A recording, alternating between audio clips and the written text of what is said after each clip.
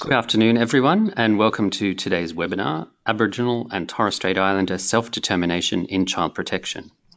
My name is Stuart Muir, and I'm the Manager of Policy and Service Systems Research Area here at the Australian Institute of Family Studies. Today's webinar presentation will outline recent initiatives that promote Aboriginal and Torres Strait Islander leadership and self-determination in child protection. But before I introduce our speakers, I would like to acknowledge the traditional custodians of the lands on which we're meeting. Here in Melbourne, or this part of Melbourne, the traditional custodians are the Wurundjeri people of the Kulin Nation. I pay my respects to their elders past and present, and to the elders from other communities who may be participating today. And before we begin this, just some housekeeping details. One of the core functions of the CFCA Information Exchange is to share knowledge, so I would like to invite everyone to submit questions via the chat box at any time during the webinar, and we'll respond to your questions at the end of the presentation. Please note any unanswered questions may be published along with your first name on the CFCA website for a response from the presenters after the webinar. So let us know if you don't want your question or first name to be published on our website. We'd also like you to continue the conversation we begin here today. So to facilitate this, we've set up a forum on our website where you can discuss the ideas and issues raised, submit additional questions for our presenter, and access related resources. And we'll send a link to the forum at the end of today's presentation. And as you leave the webinar, a short survey will open in a new window, and we'd really appreciate your feedback if you could fill that in. Please remember that this webinar is being recorded, and the audio transcript and slides will be made available on our website and YouTube channel very soon. Subscribe to the CFCA newsletter to be notified when these become available. So it is now my great pleasure to introduce today's presenters, Candice Butler and Professor Muriel Bamblett. Candice Butler is a Senior Practice Leader for the Queensland Aboriginal and Torres Strait Islander Child Protection Peak body, and she has strong family connections to Yarrabah in far north Queensland. Candice has developed a strong commitment to ensuring Aboriginal and Torres Strait Islander children and young people are connected to kin, culture and community. And in her role as Senior Practice Leader, Candice is committed to promoting the sector and practice excellence that exists within the Queensland Aboriginal and Torres Strait Islander community-controlled child protection sector. Adjunct Professor Muriel Bamblett is a Yorta Yorta and Dja Dja Wurrung woman who has been employed as the CEO of the Victorian Aboriginal Childcare Agency since 1999.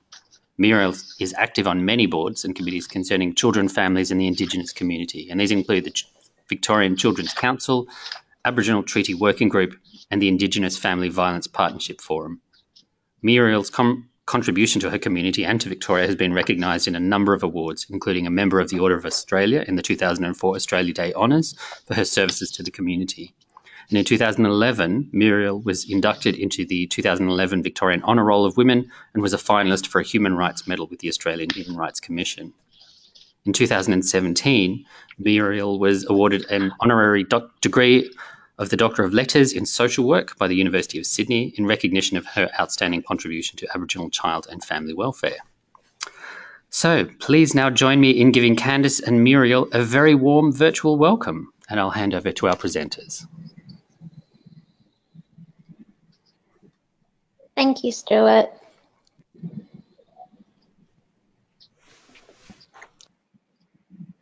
Thank you, Stuart, for chairing today's presentation, and I would also like to acknowledge Aunty Muriel Bamblett, who is co-presenting with me today.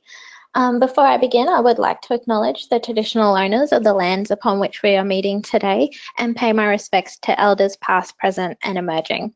I'd also like to acknowledge any other Aboriginal and Torres Strait Islander people who may be listening to today's presentation. As Stuart said, my name is Candice Butler and I am currently the Senior Practice Leader with the Queensland Aboriginal and Torres Strait Islander Child Protection Peak, and I've been in this role since 2015. As Stuart said, my mum's family are from Yarrabah, which is a small community just outside of Cairns, and I'm very fortunate to come from such a beautiful part of Australia.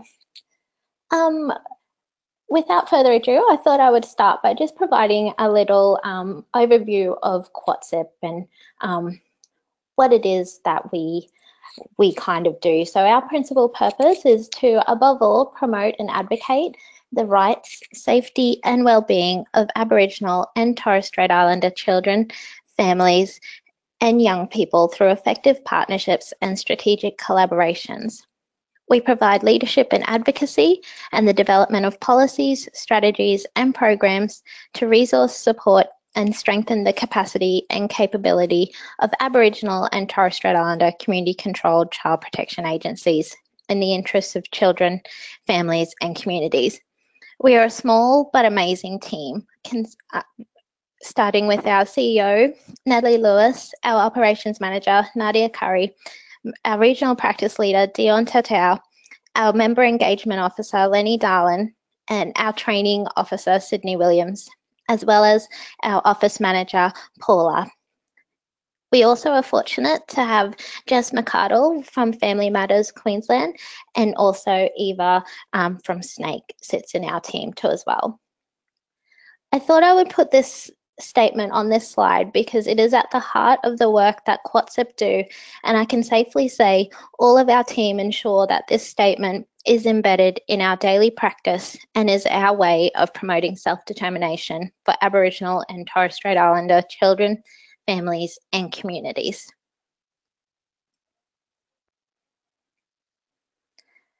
Today, in my presentation, I would like to highlight the significant initiatives in Queensland that have occurred to support Aboriginal and Torres Strait Islander self-determination in child protection.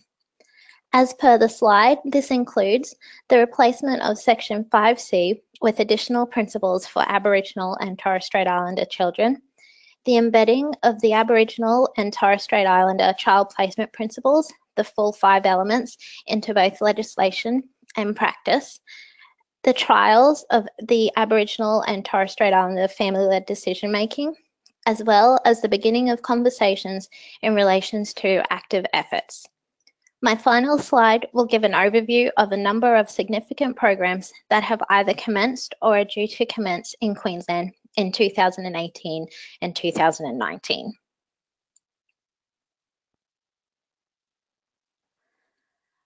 One of the most significant changes in relation to self-determination in child protection in Queensland last year was the replacement of Section 5C in the Child Protection Reform Amendment Act of 2017. The Act now states that the following additional principles apply for administering this Act in relation to Aboriginal and Torres Strait Islander children. That is, Aboriginal and Torres Strait Islander people have the right to self-determination, and that the long-term effect of a decision on the child's identity and connection with the child's family and community must be taken into account. Therefore, the right to self-determination is included across the continuum of child protection.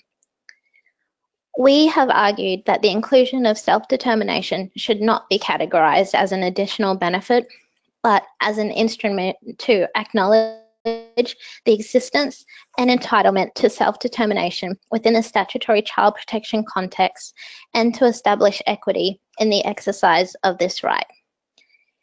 The inclusion of self-determination throughout all significant decisions of the child protection continuum places a positive obligation on statutory officers to enable the full participation of Aboriginal and Torres Strait Islander people. By having self-determination in the Act, this ensures that in matters regarding the safety and well-being of our children, Aboriginal and Torres Strait Islander people can access and freely exercise the same rights as all other Australians.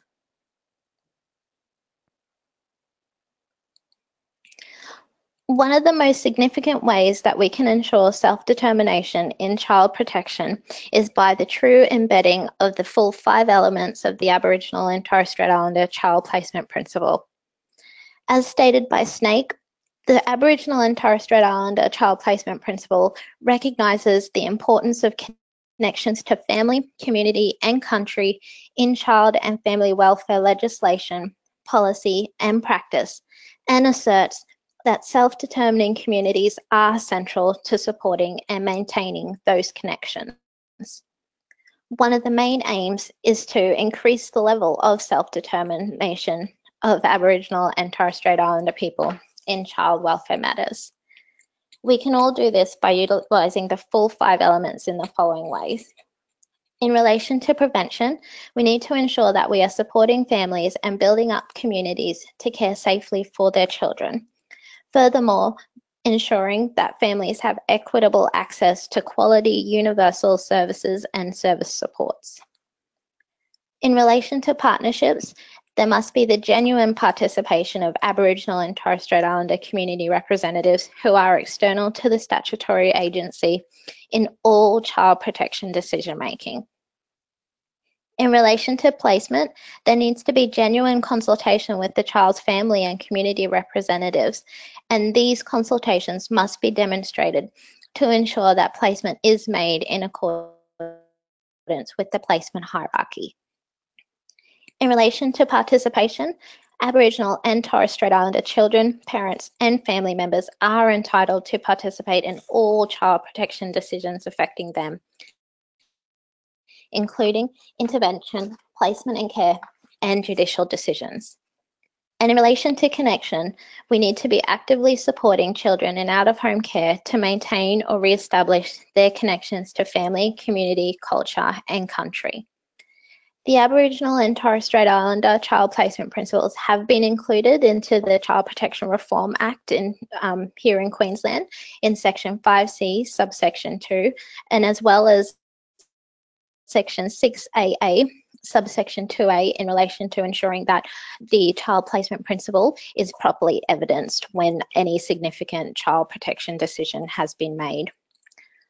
Although here in Queensland we have taken the steps towards having the Aboriginal and Torres Strait Islander child placement principle embedded in legislation, we need to ensure that this occurs across policy, programs, processes and practice for genuine self-determination.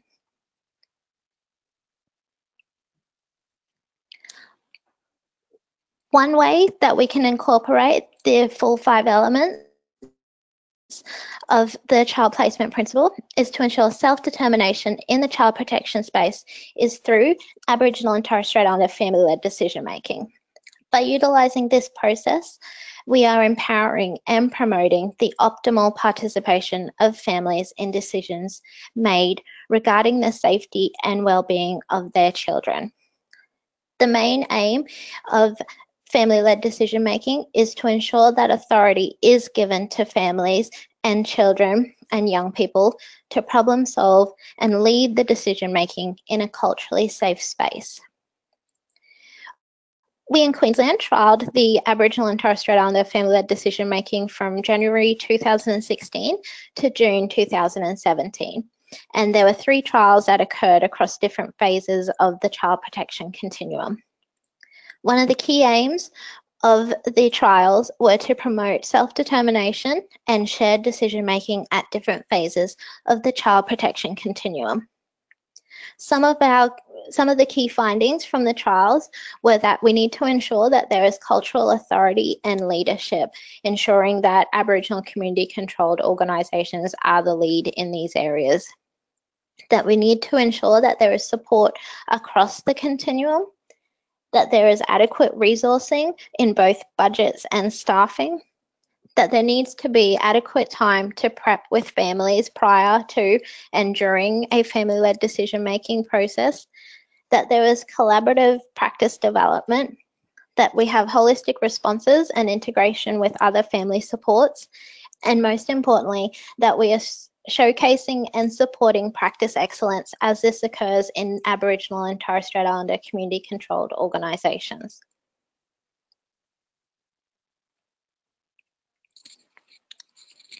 At the Strait conference in September of 2017, I was introduced to the concept of active efforts by Dr. Sarah Kostelik, the Executive Director of the National Indian Child Welfare Association. Regulation 23.2 within the guidelines for implementing the Indian Child Welfare Act states that active efforts means affirmative, active, thorough and timely efforts intended primarily to maintain or reunite an Indian child with his or her family. The guidelines further state that active efforts requires that parents receive the services that they need so that they can be safely reunified with their children. This is viewed by some child welfare organisations as part of the gold standard of what services should be providing in all child welfare proceedings, not just those involving an Indian child. I believe that active efforts is another step towards self-determination for Aboriginal and Torres Strait Islander people in child protection. For example, if we are being active and thorough in allowing family to take the time to identify significant people to be involved in child protection decision making, then we are ensuring that there is true participation. I thought I would just outline some of the key programs and key initiatives that we have commencing here in Queensland. So last year we saw the rollout and the start of the Aboriginal and Torres Strait Islander Family Wellbeing Services. These services are consistent with the approach that was put forward in the Child Protection Inquiry to combine the functions of the existing family support programs. These services are culturally responsive services for families to support the improvement in their social, emotional, physical and spiritual well-being and build their capacity to care for and protect their children. It's a community-led support where the communities are able to identify what services and support they need to safely care for and protect their children. And also it's Aboriginal community controlled organisations led the design and delivery. And most importantly, of course, it is for our Aboriginal and Torres Strait Islander families. We have recently seen the replacement of the recognised entities into the independent Aboriginal and Torres Strait Islander entity. So now Section 6 states that an independent Aboriginal and Torres Strait Islander entity is an individual who is Aboriginal or Torres Strait Islander, or another entity whose members include individuals who are Aboriginal or Torres Strait Islander. Furthermore, Section 6AA, subsection 2, states that when making a significant decision about an Aboriginal or Torres Strait Islander child, a relevant authority must be in consultation with the child's family, arrange for an independent Aboriginal and Torres Strait Islander entity for the child to facilitate the participation of the child and the child's family in the decision-making process. These entities will allow for greater capacity for families to decide who they would like to be as their support person. Another key reform priority was that of the Family Participation Program. This is an instrument of self-determination, and one of their main roles will be the facilitation of Aboriginal and Torres Strait Islander family-led decision-making. This can occur at any point along the child protection continuum, whether that be in the investigation and assessment stage, all the way up to case planning and cultural support planning. In closing, I would just like to say that Aboriginal and Torres Strait Islander community control is fundamental to self-determination and reflective of how Aboriginal and Torres Strait Islander communities operated in the past and to this day. Central to the concept is Aboriginal and Torres Strait Islander peoples or communities controlling and operating legally incorporated, independent, community-based organisations in which governance is by elected community members and with objectives relating to building strength and empowerment in community. We need to ensure that our families and communities are being involved in every decision relating to the safety and well-being of their children in the child protection system. We need our families to be able to say who they would like to be involved and be at the forefront of decision making. This is at the heart of self-determination in child protection. Thank you for your time. Thank you, Candice. And we'll now hand over to our second presenter, which is Professor Muriel Bamblett. Hi. Yep. Oops.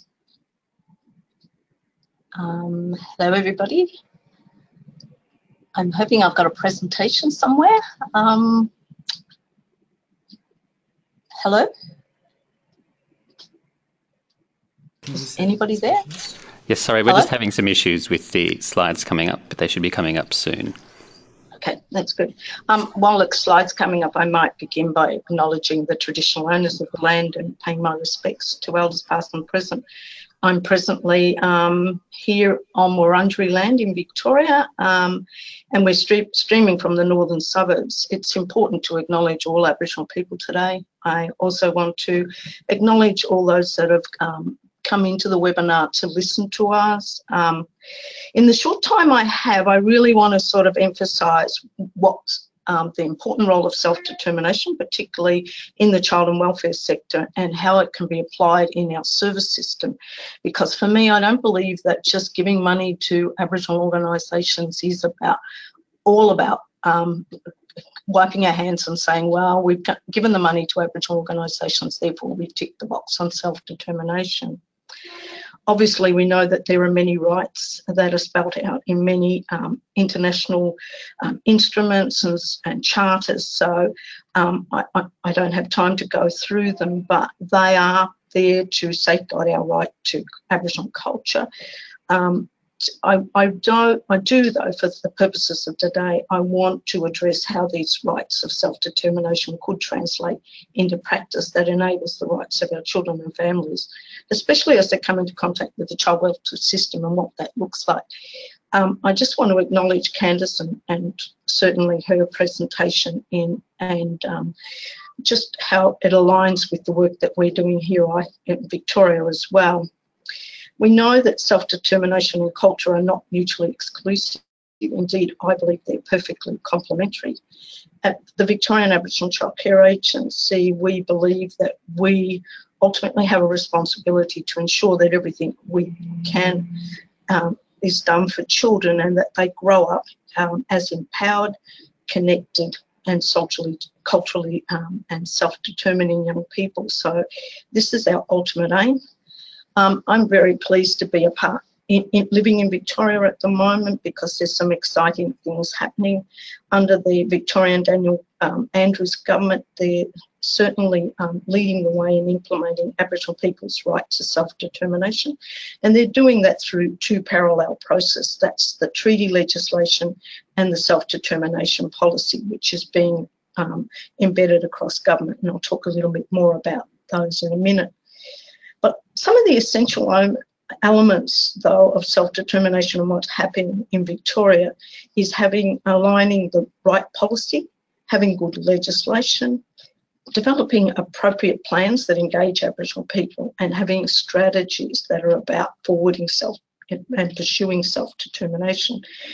It's also aligned with funding of programs and funding of the work to do that, and also recognising the cultural embeddedness of Aboriginal culture into those programs. It's also about having staff inside and outside of government that understand and are committed to self-determination.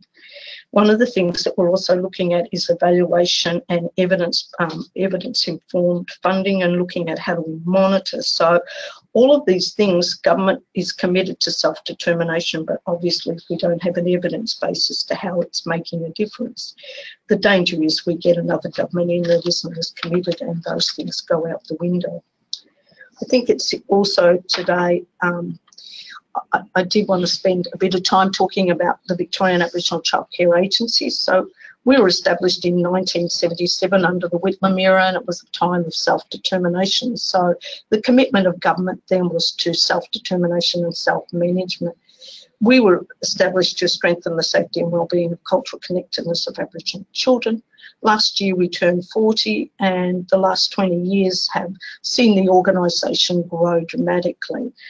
When I first started, when I first started here, we had one typewriter. If people remember what a typewriter is, I as CEO managed 34 staff, and we operated very much in a survival mode.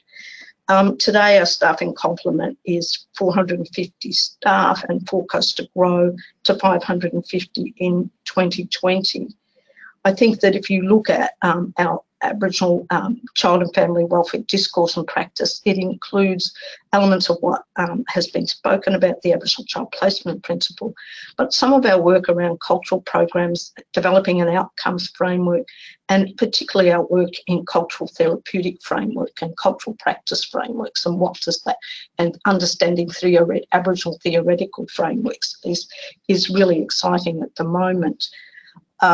I might move to the next slide. It shows this, and I'm very sorry it's so busy, but this shows you the number and the variety of programs we have around the core of our, obviously, we began really from out-of-home care and child protection.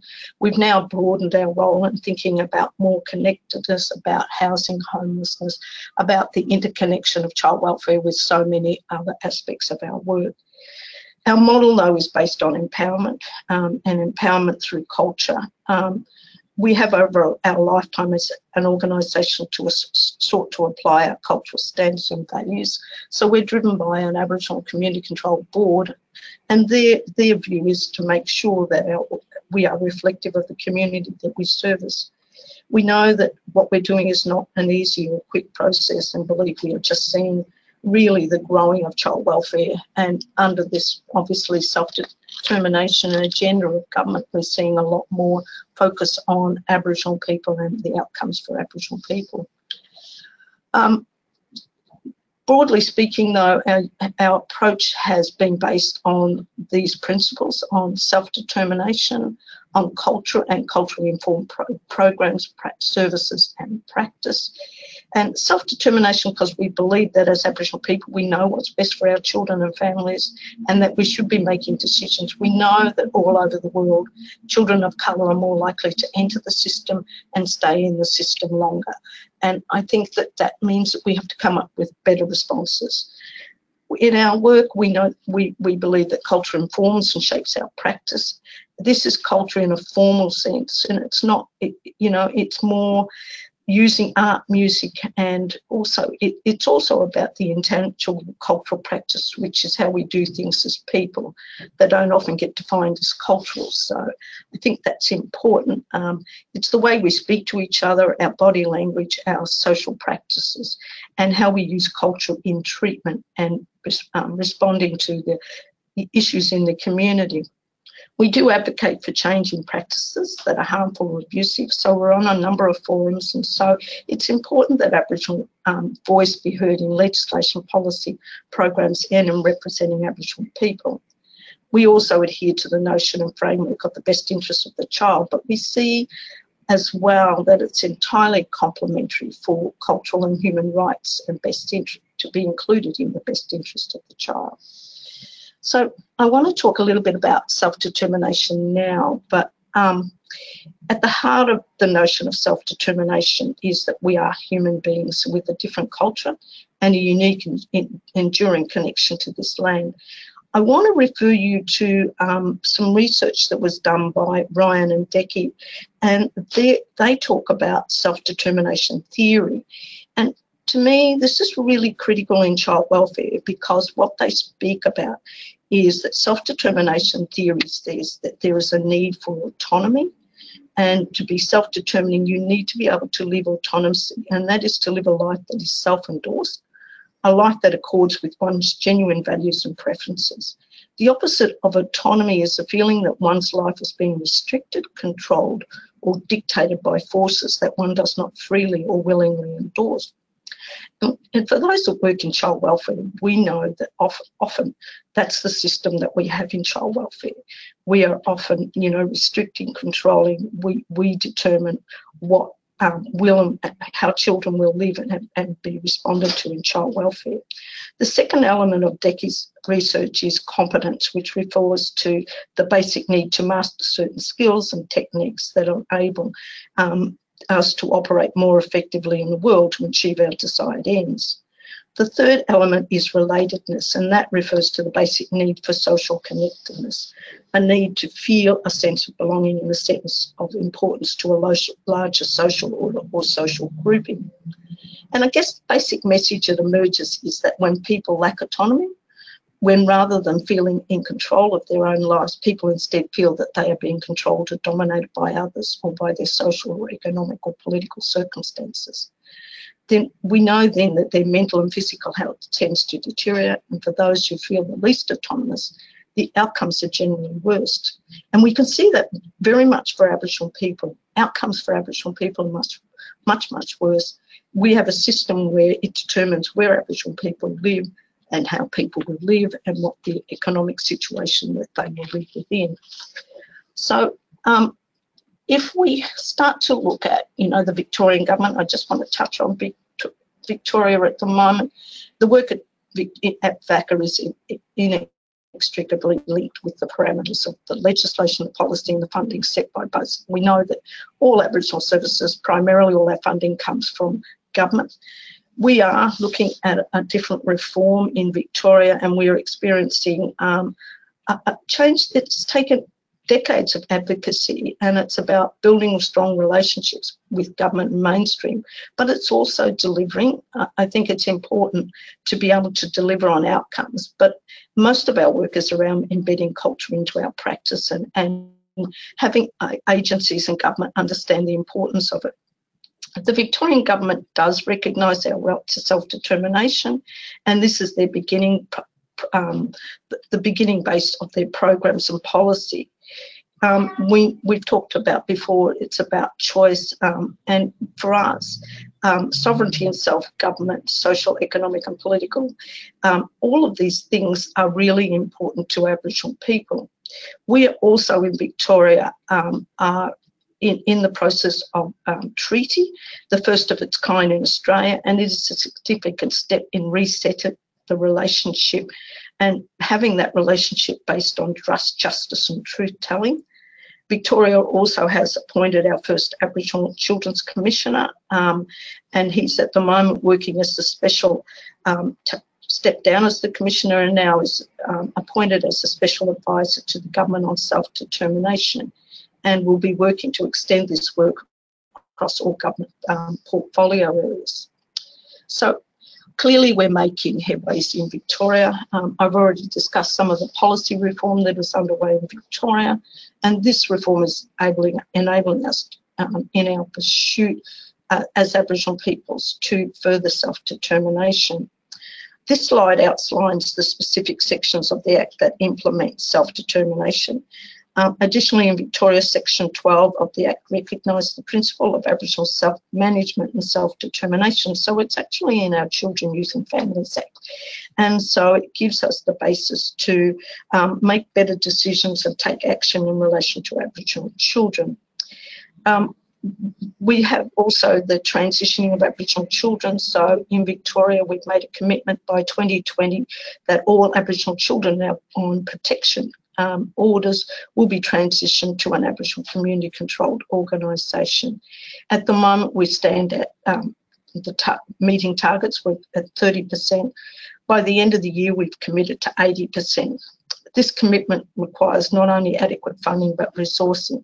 I think it's some of the most progressive bit of progressive action towards achieving self-determination that we've had in Victoria for a number of years, and so excited by it.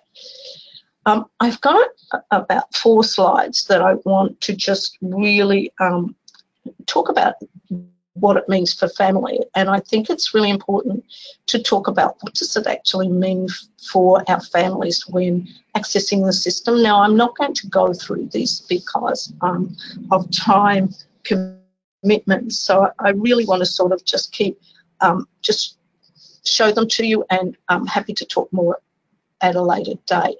So that's for families. So we also know good practice. So child welfare practice could include in pursuing self-determination for our families. So it's about having the best resources for family. It's about families knowing their rights. It's about having a better understanding and knowledge and understanding of the principles of self-determination, and ensuring that we embed self-determination in our practice frameworks. Self-determination is about creating safer and supportive environments, about policies and procedures to incorporate the principles of autonomy, self-determination and choice. It's also important to communicate and enact Aboriginal self-determination in practice across the organisation. But I don't think that this just works for Aboriginal. I think it works for all. I think it's about sometimes people in the welfare system are the most disempowered.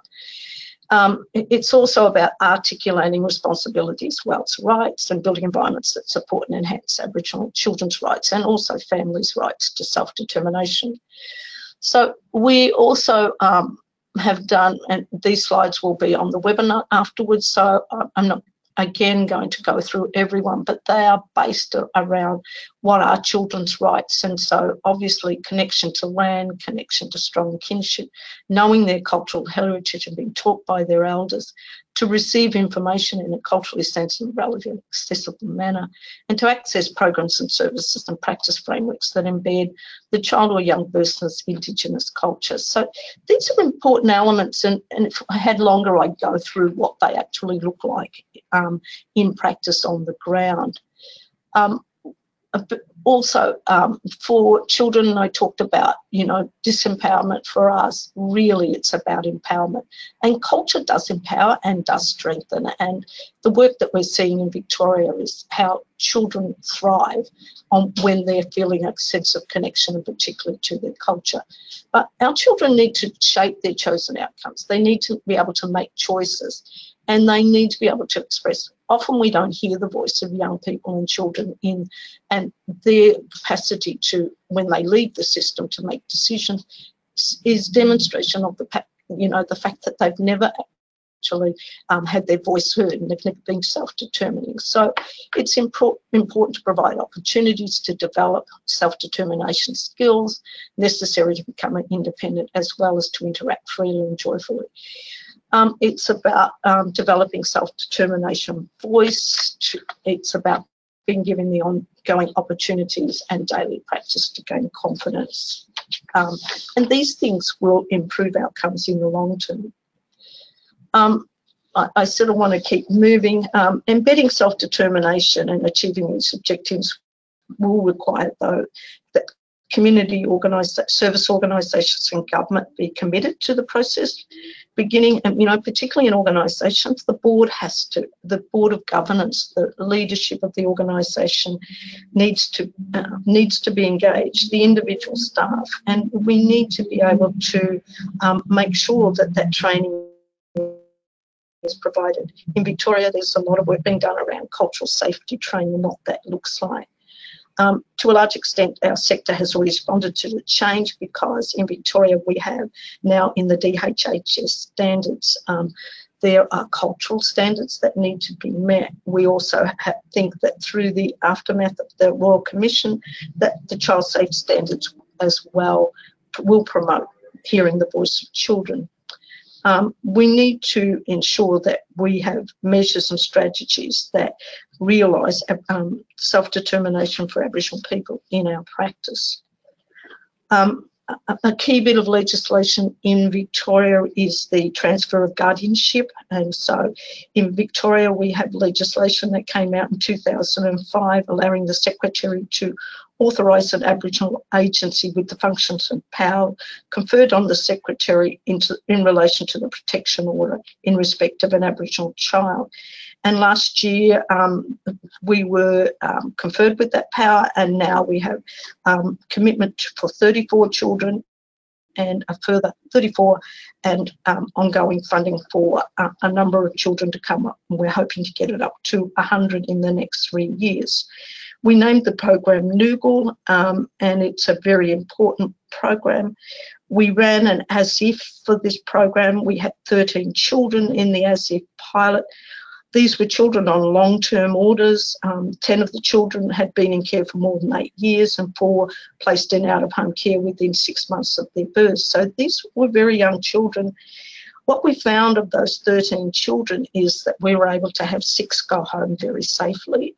So I think we have definitely proved that guardianship works.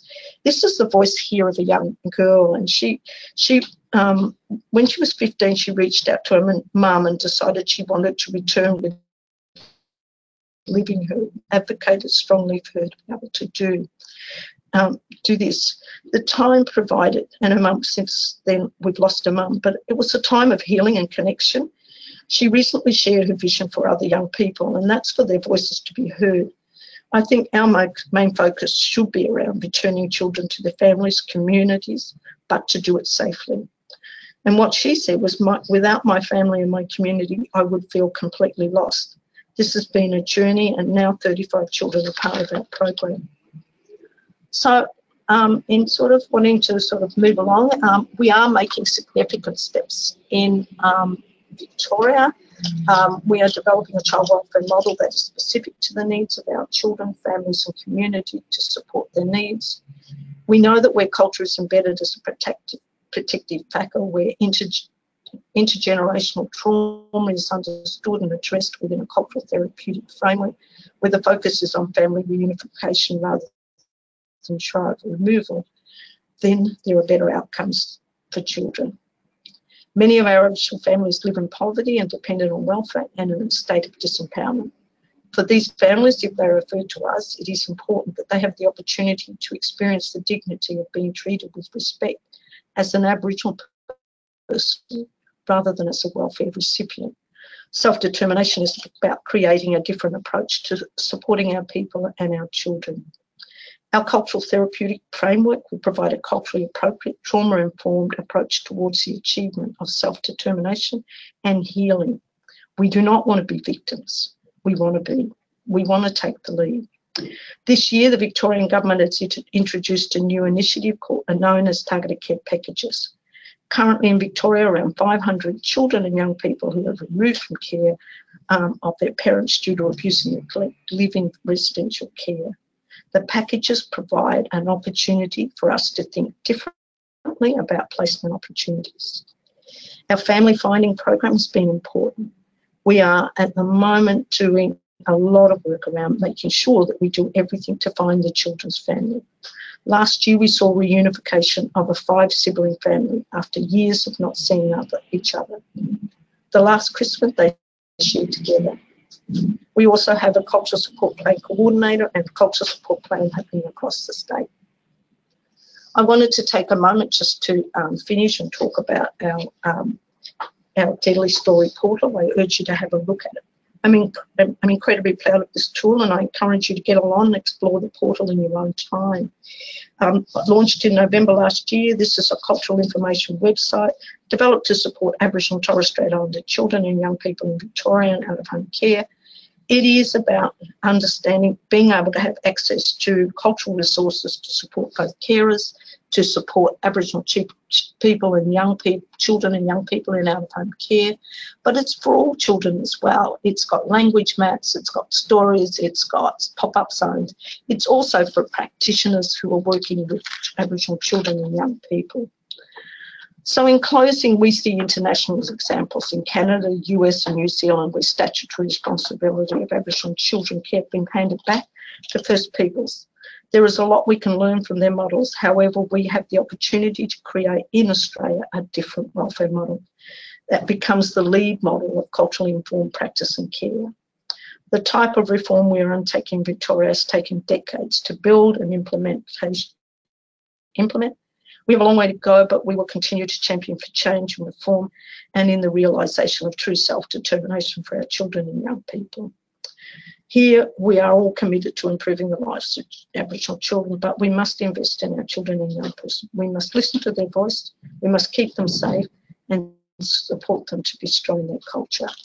I've provided a list of resources that are available and thank you very much for the opportunity to talk to you all today.